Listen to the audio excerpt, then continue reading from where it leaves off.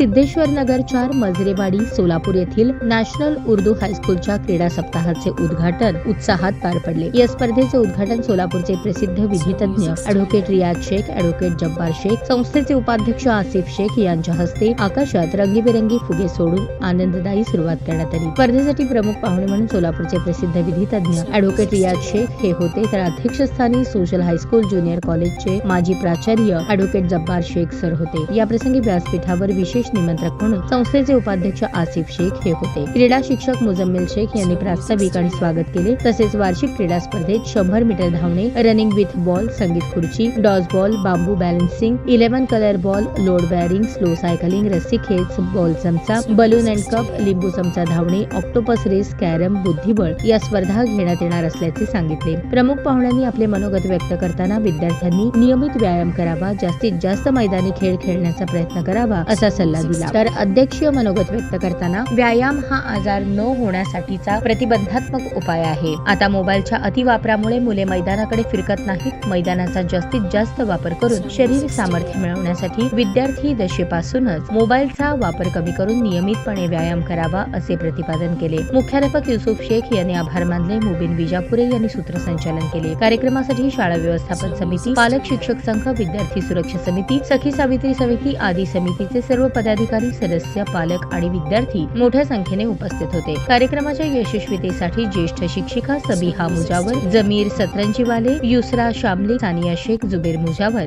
यांचे सहकार्य लाभले। ताज्या बातम्या पाहण्यासाठी प्राईम महाराष्ट्र न्यूज चॅनलला सबस्क्राईब करा।